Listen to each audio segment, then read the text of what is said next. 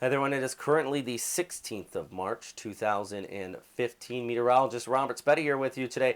Today we, of course, are tracking Tropical Storm Bavi here in the northwestern Pacific. I know some of you are also worried about what's going on in the southern Pacific with Cyclone Pam and the aftermath there in Vanuatu. Absolutely devastating images coming out of that area. Definitely check our Facebook page. We're going to continue to post updates on that and some of our partners as well, including Ice Cyclone, doing a pretty good job at updating people.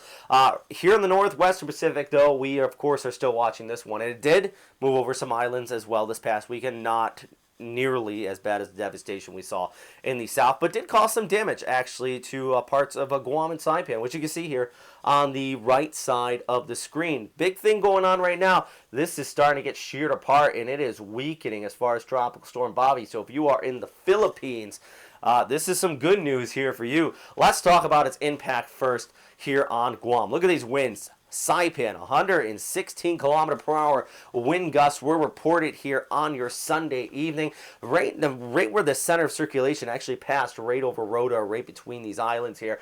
Northwestern periphery of it, that's where we had those strongest winds, the right front quadrant. And it does look like that's exactly where the highest winds were. 105 there in Tinian, 116 in Saipan. Down towards the south at Anderson, you actually saw about 85, and even at the airport here, 77 kilometer per hour winds. Enough to topple some trees, kick up some waves. We actually did see several reports of sporadic power outages across this area as well. I know that all schools were closed here on Monday. Good thing. Because the big thing here is that you have a lot of down trees, you have the power outages, and you just want to get the road crews out there and the electric company and just get everything back to normal. So yeah, people just getting out of the way here. Helping everybody out. So, yeah, if you are in Guam, I always appreciate the feedback, guys. If you are in Guam, let us know some of the reports, or even if you could share some of the photos here on our Facebook page, if any damage that you may have seen from this storm system. It's one reason why I like doing these YouTube updates, just as much as I like working at NHK, but here I can get a little more personal with you guys and hopefully get some feedback on your end. So let's go ahead and talk about the forecast now that we've seen what's been going on here back towards the east. Good news, I think, as far as impacts from this storm system in its entirety, as far as where it started and when it's going to be basically dying here in the next several days, the worst of the impacts are over with. Right here, you can see the infrared satellite imagery of all this cold air advection or convection on the northern periphery, and that's basically these brighter colors you see here in the green. It is blowing actually up here in the last several hours, but that's all to the northwestern periphery of that center of circulation. So right now, JMA just keeping it at a minimum intensity of a tropical storm, 65, gusting to 93 kilometers per hour. Pressure around 996 HPA. Still looking at the bigger picture, though. Look at this outflow off on the northern periphery. This is a big deal because all of this extending here towards the northeast, that is that shear line we're talking about associated with this front coming in from the north. And when I'm talking about shear, I'm talking about differences in airspeed or wind speed from surface to the upper levels. So at the surface right now, we have our winds here. Let's say they're 0 knots. And then at 500 HPA, for example, we got 50 knot winds. And that's actually exactly what we're seeing here in this image, showing you into the upper levels, actually around 500 to some of these are showing about 300 HPA. We have some of these wind barbs around 50 to 60 knots. So that blows over top of this storm system, and it just kind of pulls those cloud tops kind of off towards the east, kind of like blowing out a candle. And that's what we've been seeing. So you really need this shear to relax if you want this storm system to intensify. We don't expect that to really happen. It's also moving into some relatively cooler sea surface temperatures here in the Philippine Sea. The warmer stuff's a little bit back there towards the east. So right now, it does look like, with all of that said, the storm is on a weakening trend. Let's take a look at the official forecast here from the Japan Meteorological Agency. Winds right now, as I mentioned, 65, gusting to 93 kilometers per hour. Look at this, though. Remember, you can find this at the Tropical Information Center at the website. As we click ahead, it keeps it there, just barely a tropical storm. And then they have it dropping off to a tropical depression on the 19th. There just 30 km/h winds. They don't even put the gusts when we're talking about tropical depressions with the Japan Meteorological Agency.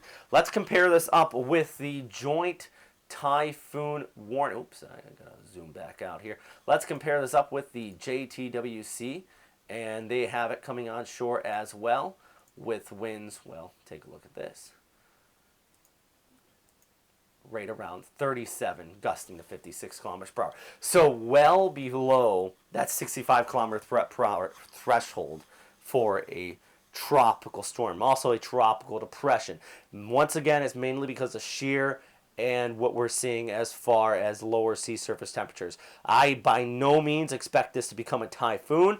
I know that there was one forecaster at Pagasa who, I don't know if he was off the record or if he was talking to somebody at one of the media outlets there in the Philippines, but he mentioned this could become a typhoon when it enters the Philippine area of responsibility. That's this black box we have drawn on here.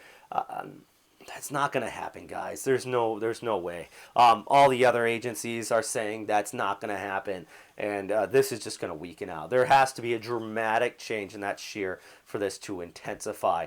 By the way, when it does enter the Philippine area of responsibility, it is going to be called Betty, and the Pagasa naming system. Remember, if you're new to the Northwestern Pacific, Pagasa has a different naming scale as JMA. For some reason.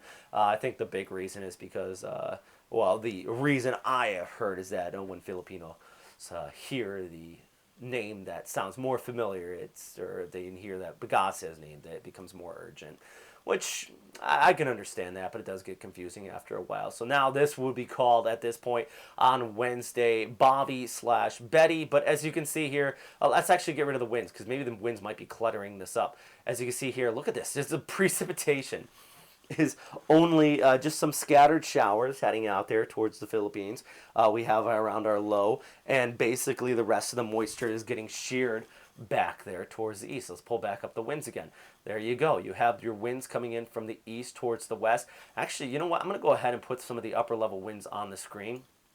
Let this load up for a second, because now you can see what I'm talking about with the shear in the upper levels. Look at the jet stream just off there towards the north, and I'll even scroll this up here. The winds are coming from west to east right in here. That is why those cloud tops are being pulled off here towards the east. That's in the upper level winds. Then we go back to the lower levels. They go from east to west. So that's why we're seeing a big difference here on the satellite imagery as far as what those low level clouds are doing in the upper level clouds. And as I mentioned, tropical systems by no means like that, because by Thursday and the Friday, this just fades out. The good news, if there is good news with this, is that by the weekend, this is going to bring some beneficial rain to parts of Luzon. You really need the rain. We've been seeing a lot of fires actually recently in Manila. They're due to a various of reasons, but one of them, I believe, is the fact that it's just been so dry out here. It's been ridiculously dry, and any rain is going to be very beneficial.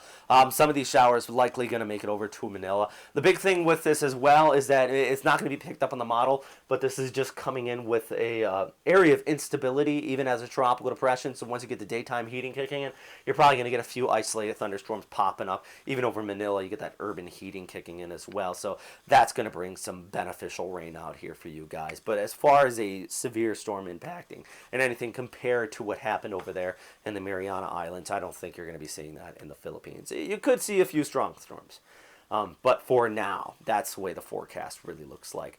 All right, guys, that is all for me right now. I know the screen is skipping. You don't have to put it in the comment box. I've seen it. I've been messing with the my tool here for the past hour, and I just said I'm just going to go ahead and do it. So thanks for dealing with it all the way through the 9 minutes of this update. Also, my voice is horrible.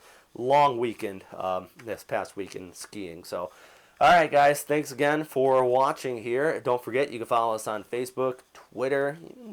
Also, I would really like it if you hit that subscribe button or the like button here on the video. So, yeah, all right, guys, thanks for watching. As always, stay safe out there.